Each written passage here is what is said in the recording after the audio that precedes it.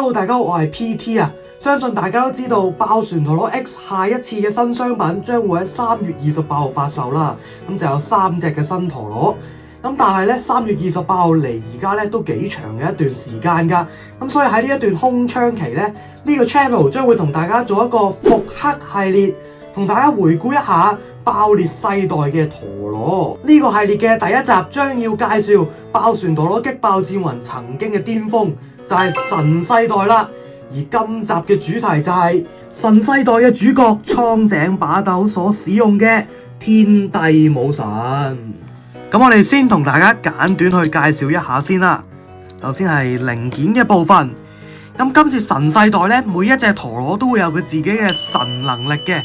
天帝武神嘅神能力就喺個面度，佢有一個雙層設計。咁佢嘅主刃咧係有回彈功能嘅。咁一嚟同對手碰撞嗰陣咧，就可以有一個回彈嘅效果，咁啊將對手彈開啦，可以將對手擊飛或者係打爆。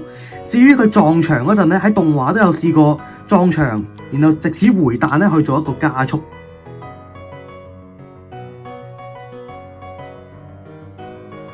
嘅。不過呢一個咧喺現實就應該比較難去實現啦。至於輪盤方面咧，就係 6V 啦，咁啊6號鐵。比較特別嘅係輪盤外框係神世代首次引入嘅，咁呢一個係 V 嘅 frame 啦，咁就係可以裝喺嚿鐵外邊嘅一個裝甲。咁呢個 V frame 咧，有時係可以攞落嚟嘅喺戰鬥途中，咁藉此咧就減輕翻隻陀螺嘅重量，咁佢方便去做一個高速連打嘅。至於如果你想係打一個重擊嘅話，咁就可以裝翻個 frame 啦。咁但係呢個 V frame 咧，作為一個早期就推出嘅 frame 咧，咁就都唔係太算得上係主流或者係特別勁嘅。之後咧就係呢個 RB 底，咁 RB 底就好特別啦。RB 底咧喺戰鬥嘅初期，佢會突出一個軸尖啦。咁呢個軸尖咧喺戰鬥嘅後期又會縮翻落去，咁藉此咧係可以做到一個再加速嘅效果嘅。簡單嚟講，呢個設計就同而家嘅天馬轟烈咧，其實係嘅底係一樣嘅。好，咁大致上嘅介紹就係咁多啦。我哋而家就去實戰嘅部分。第一場佢嘅對手就係沙加嘅圓環撒旦，咁都係神世代初期發售嘅陀螺啦。原裝配置。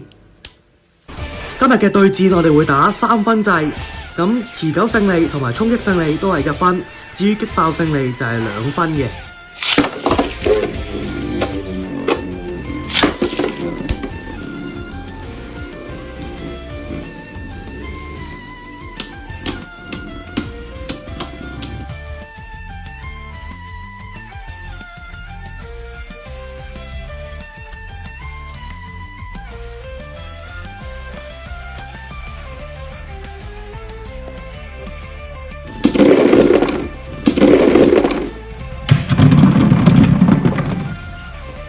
呢一場應該係同時擊爆啊！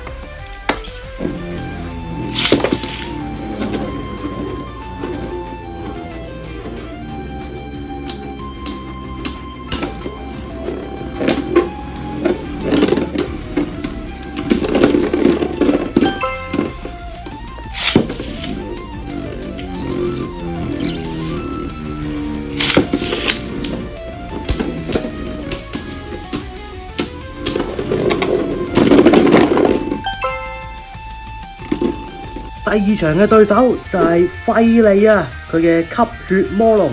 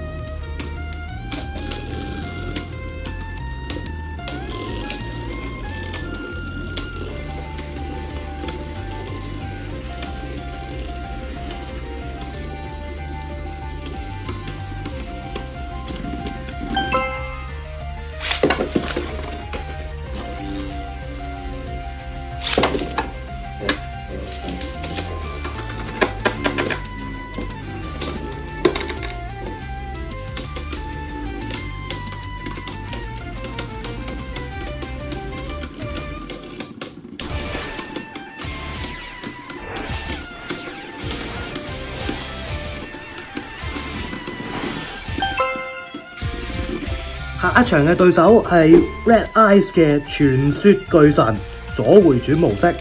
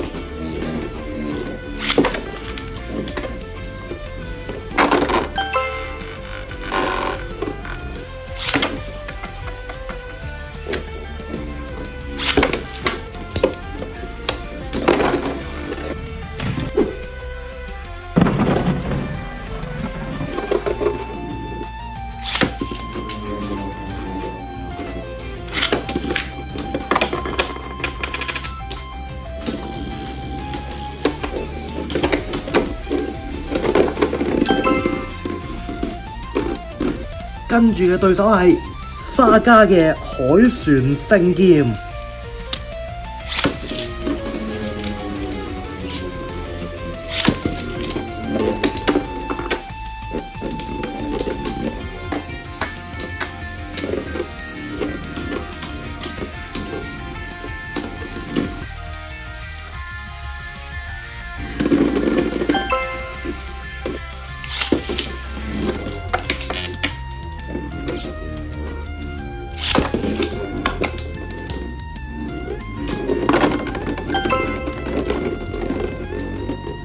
好，咁啊對戰完啦！呢隻天帝武神當年嚟講咧都唔算太弱嘅，不過因為爆裂世代係比較着重防禦型同持久型啦，咁所以作為攻擊型嘅天帝武神咧，當年都唔算係賽場上嘅主流嘅。不過作為神世代咁經典嘅系列嘅主角咧，咁相信大家都覺得佢係非常之有紀念價值嘅一隻陀螺啦，亦都對佢係幾有感情嘅。好啦，咁今日呢條片就係咁多啦。我哋呢個系列就係會同大家去回顧翻一啲爆裂世代嘅舊陀螺。咁如果有邊隻陀螺係你特別想我去介紹呢？咁啊歡迎喺下方留言。咁我哋就下條片再見，拜拜！記住鍾意呢條片嘅 like 同埋訂閱啦。